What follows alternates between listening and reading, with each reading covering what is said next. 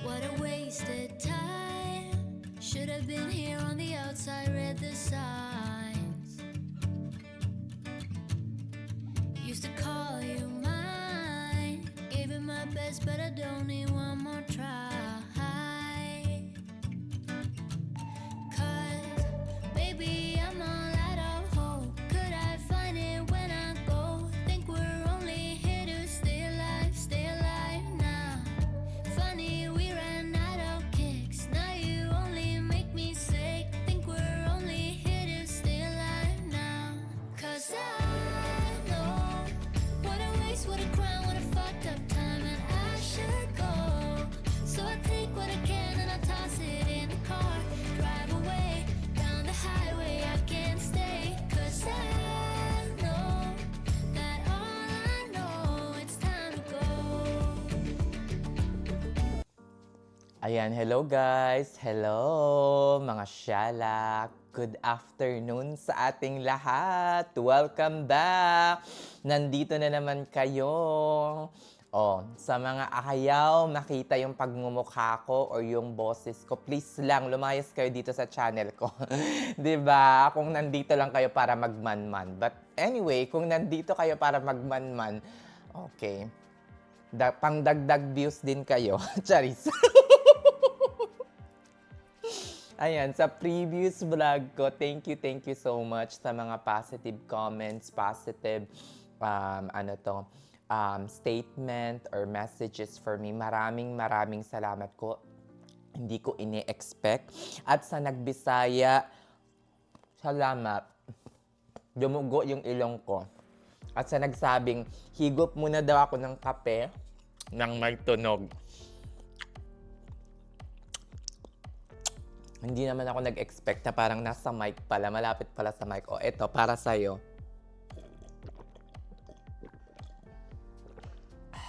Char. Naging mukbang. Ayun. Nakikita nyo naman sa title ng channel na to ay i-disclose ko sa inyo kung magkano yung nare-receive kong maonti-onting blessing from YouTube or kung magkano ba talaga yung kinikita ko dito sa pag-YouTube ko. Magkano yung maliit lang yung channel ko, but I'm already monetized since last year. Kailan ba ako na-monetize? Siguro mga July or August of 2020. Nag-start ako ma-monetize first week of July ata or last week of June. And then I was able to receive my first salary or first income na natin. July ata. August of 20. Okay. August 21. I'm sorry. August 21 of 2024. O, diba? Ayan, August 21 of 2024. Flash ko sa inyo kung magkano yung sasahurin ko this coming, mamaya na para mabitin kayo. Ayun, pinost ko tong video na to or gagawin ko to or ginawa ko tong video na to hindi para magyabang or hindi para sabihin sa inyo na, ay, kumikita na si Nurse Can sa YouTube at kailangan niya ng iwanan yung day job niya. Hindi po. Ginagawa ko to, yung YouTube na to, as pastime lang. Though nagbablog ako or nag-upload ako ng mga videos almost every day kasi gustong-gusto ko nga itong ginagawa ako. Ayan. I started nung 2018 kaso nga lang hindi po tayo active after siguro mga 5 years tsaka ako naging active sa pag-YouTube. Bakit ba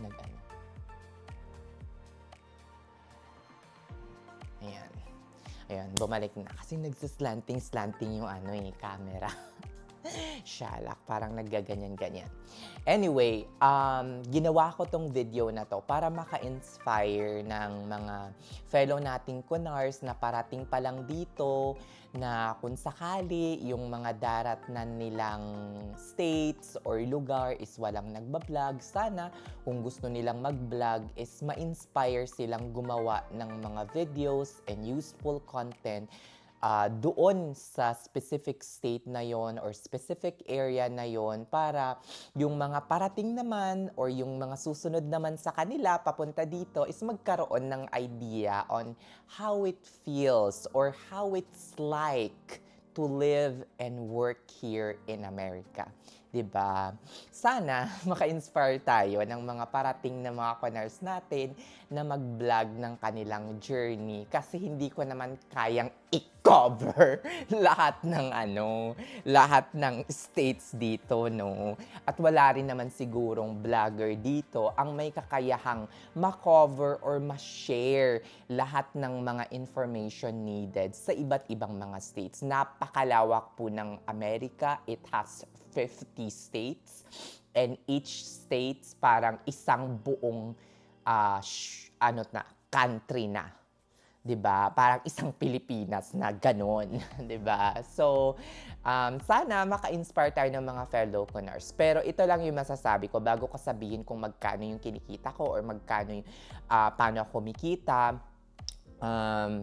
Kung nagbablog ka because yung aim or pinaka-goal mo is to earn a lot of money, ako mismo yung magsasabi sa'yo, diretsahang sagot, wag mo nang ituloy yung pagbablog kasi madidismaya ka lang. Again, kung nagbablog ka because of money and you want to earn a lot of money, diretsahang sagot, tumigil ka na. Charis! Madami na namang iiyak dyan, madami na namang maiinis. Ayun. Tapos, kung nagbablog ka because you want to be famous and gusto mo makilala or gusto mo yung parang you're on top of everything, tigilan mo na. Kasi napakahirap mag-vlog, napakahirap magkaroon ng, alam nyo guys, 300 to 500 or even 100 views, napakasaya ko na. As in, magkaroon ako ng maunti-unting mga loyal subscribers, yung mga nagko-comment, nagbibigay ng mga positive comments sa aking vlog. Masayang-masaya na ako, guys. Because yun naman talaga yung goal natin dito. O bakit tayo gumagawa ng content, gumagawa ng mga useful videos that contains information that would be helpful to our Filipino nurses. English! Tuloy-tuloy! I'm proud of myself. Maski nakadalawa nag-IELTS. Shalak. Ayun. Yun.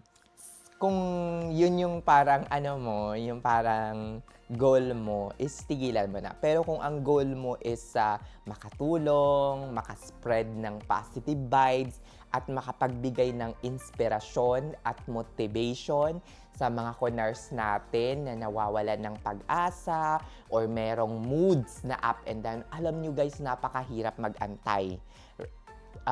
Napakahirap mag-antay ng PD, ang dami mixed emotion while you are processing, believe me or not.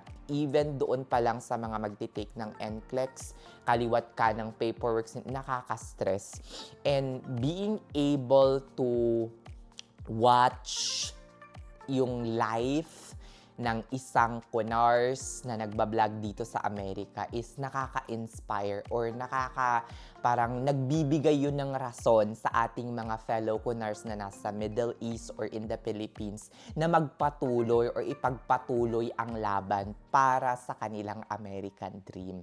So hopefully, ganun yung nararamdaman ninyo tuwing nakikita ninyo ako dito sa screen ninyo ngayon.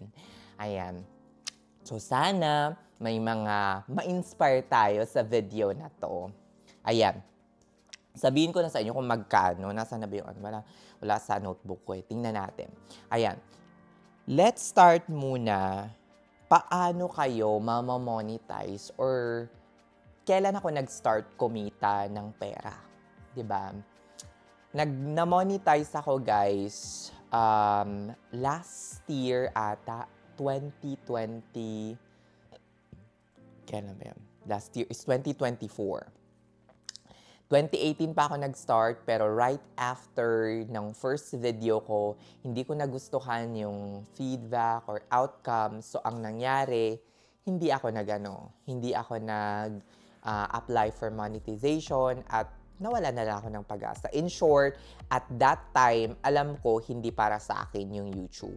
Hindi para sa akin yung pagbablog. Kasi wala akong yung parang formal content or yung parang goal or set of objective, kumbaga.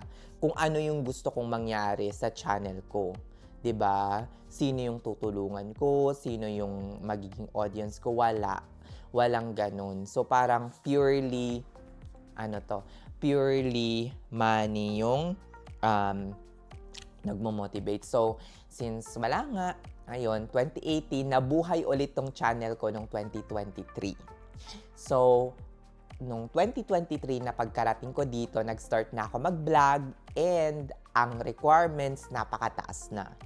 1,000 subscribers, in which meron na ako noon. More than 1,000 na yung subscriber ko noon eh. Tapos, nagkaroon ako ng, yung requirements, additional requirements, is 4,000 watch hours. Napakahirap. It took me like more than a year, 1 year and 6 months or 18 months, mga ganyan, before. Kasi nga, hindi rin ako madalas mag-upload at that time. So, ayun, inabot na hanggang July or June of 2024, mga ganyan, bago ako na-start na ma-monetize. So, ang first paycheck ko, papakita ko sa inyo, lalagay ko na lang dito sa ating screenshot. Ang pinaka-first paycheck ko, guys, is August 21, 2024. First paycheck, $116.05. Ito yung pinakauna. Tapos, paycheck next is October 21, 2024. $211. Ang pinaka next na naman is 146 and so on and so forth. So yan yung parang starting point ko nung 2024, 'di ba? 116, 200 plus, up and down yung kita ko kasi hindi ko naman siya parang sineseryoso talaga ng sobra-sobra. Doon nag-upload na ako ng mga vlog. So yun, average for the past, ang kinikita ko is around 186, 187, kung minsan 200 plus, kung minsan 250, kung minsan 260.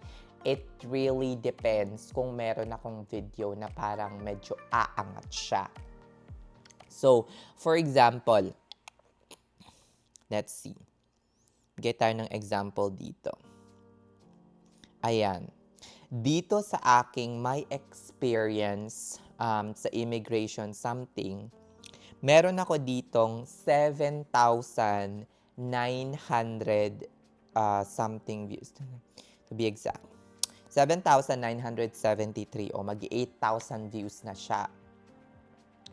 Ang reach nito, ang na-reach na tao nito ay around, tingnan natin, 69,600. 69,900. So, it means merong 69,000 or almost 70,000 na katao na nakakita ng thumbnail ko. Pero, only 7,000 or 10% of those people click and watch my video. So, hindi lahat, of course, i-watch. Kaya nga sabi ko ng paulit-ulit, hindi ito Facebook. Sa YouTube, kaya napili ko talagang mag-vlog sa YouTube. Kasi sa YouTube, hindi kagaya ng Facebook, if you will not click that thumbnail or that specific YouTuber, hindi mo naman siya mawawatch. So, walang disturbo. Sa Facebook kasi, if you scroll and scroll, kahit hindi mo siya gustong mawatch, kung minsan, nawawatch mo siya. Kasi scroll ka lang and you don't have the option. Nagde-depend siya sa parang Facebook algorithm. So, kaya madaming views sa Facebook compare sa YouTube. Kasi sa Facebook, you don't have an option. Kung minsan, nawawatch mo na lang. Dito sa YouTube, kung hindi ka talaga gusto at hindi nagustuhan ng tao yung thumbnail mo tsaka yung title mo, hindi ka magkakaroon ng views. Kaya hindi ka talaga nila i-click or papanoorin. So dito sa 7,900 views, magkano yung kinita ko? Eto guys, magkano yung kinita ko sa 7,900 views? Diba? It is $48. Ayan, i-ano ko na, nagpa-flash ko na lang sa screen. $48.29. Advertiser is paying me $10.37 per 1,000 views. And YouTube is only paying me $6.07.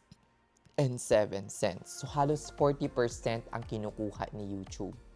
Siguro, pang-maintain ng operations nila, kita nila, yung paggamit mo din ng YouTube, diba? Doon ka nag-upload and everything. So, $6 per 1,000. So, kaya ang estimated or total revenue ko lang sa 7,900 views is only $48.29. So, hindi naman always $6 per 1,000. Kung minsan 7, kung minsan $8, kung minsan $10 per 1,000 subscriber per 1,000 views. So, napakaliit, 'di ba? Kung susumahin mo, imaginein mo na lang.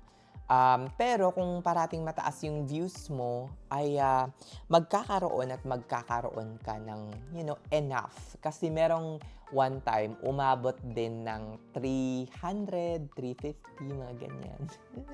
Yung sinasahod ko sa YouTube, no? Okay na, pang shopping, pang pero wag nyo lang always iisipin na ginagawa nyo to because you want to earn money. You want to earn money for a living. No.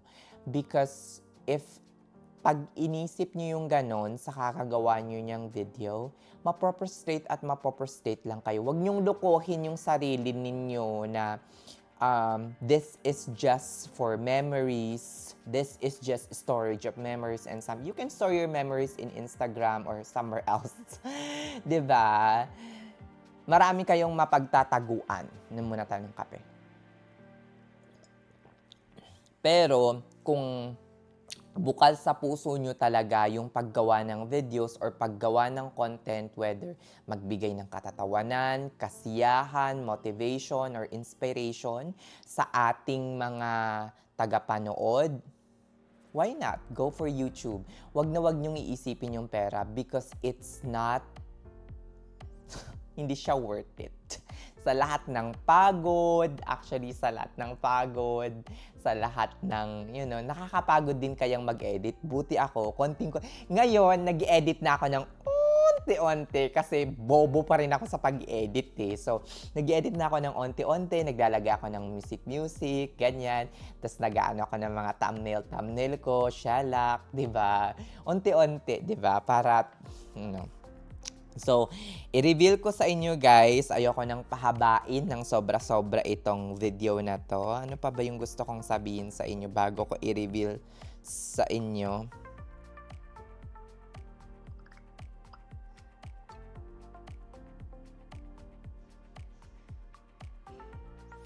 Ayan. Ano pa ba? Ito, sabihin na natin. Ayan, eto, kung makikita nyo, ifa-flash ko sa screen na to, kung magkano yung mga kinikita ko sa mga videos ko. Ayan, makikita nyo guys, merong $48, merong $34, merong $11, may 7, may 6, 6, 6, 5, 5, 5, mga ganyan. So, nandyan, yan yung mga kinikita ko sa mga videos natin ina-upload ko. Yung average na for 1,000 views ko right now is around $5.96. So ngayon, sumusweldo kami actually every 21st ng buwan. So for example, if for example, kunyari, ngayong June, hindi ako sasahod kasi pinending ko yung sahod ko. Gusto kong sumahod in July para medyo mataas-taas yung ating sasahurin. So, hindi pa fix yung sasahurin ko ngayon kasi ano pa lang ngayon, parang June 12 or June 13 pa lang ngayon, time of recording. So, June 12 or June 13 pa lang ngayon, meron pa akong 18 days nakita before ma-finalize ni YouTube. Kasi for example, kapag na-finalize yung sasahurin ko for July 21st, this coming pa siya, yung last day ko is June 30, di ba? June 30 pa yung updated. So, yung update. So, mapa-finalize siya siguro mga July 5th and then makukuha ko yung pera July 21st. So, hindi ako sasahod ngayong June kasi inipon ko talaga to. Ayan, magkano ba yung sasahurin ko ngayong July 21st? Ten-tereren! Eto, estimate pa to. Ang ine-expect ko or projected, nagbibigay kasi ng projection sa YouTube eh. Ang projected money na makukuha ko ngayong July 21st to nakalagay naman, July 21st to 26 is ngayon nasa 560. Pero ang pinaka anong tawag dito? Ang finalized payment or projected pay ko is around $650. Pero hindi ito for the month of June lang ha. Baka sabihin nyo, big time YouTube. Hindi ito for the month of June na mix na to ng ibang buwan. So, gusto ko lang sumahod ng more than 500. Actually, ang ine-expect ko is around 500 lang. Pero parang sumobra siya ng onte. 'Di ba ngayon June? So, medyo tumaas-taas yung earnings ko in the past few months now na nag-YouTube na ako. Siguro dahil parang upload lang ng upload para kumita. Hindi naman, ganado lang talaga ako mag-YouTube ngayon kasi parang siguro parang nagiging vent out ko na or way na ito ng paglalabas ko ng mga Charis! Nakakaloka. O siya, sige na, hanggang dito na lang. Nakita nyo naman kung magkano, di ba? 560 right now. And I'm expecting like siguro mga nasa 650 sa katapusan ng buwan and then makukuha ko July 21st. So siguro pambibili ko to ng ng gamit that will be more memorable or yung parang anong tawag dito, yung maalala ko talaga siya. Probably gamit pang travel. Kasi yung mga YouTube earnings ko ng nakaraang taon ay yung isa sa mga binili ko is yung Coach bag. Coach bag yun. Nagamit ko naman siya ng husto. Thank you so much. Nabili ko yun or yung perang ginamit ko ay galing dito sa YouTube na to. So maraming salamat sa inyo na mga loyal na sumusubaybay at nakikinig sa akin every time na magpo-post ng video, Sinners Can. Maraming salamat po. Hanggang sa muli nating pagkikita, God bless everyone and hopefully hindi pa rin kayo mawalan ng pag-asa. Sana nagiging dahilan ako para ma-motivate kayo at mas lalo kayong ma-inspire na mag-Amerika. Maraming salamat po and have a blessed day. Bye-bye!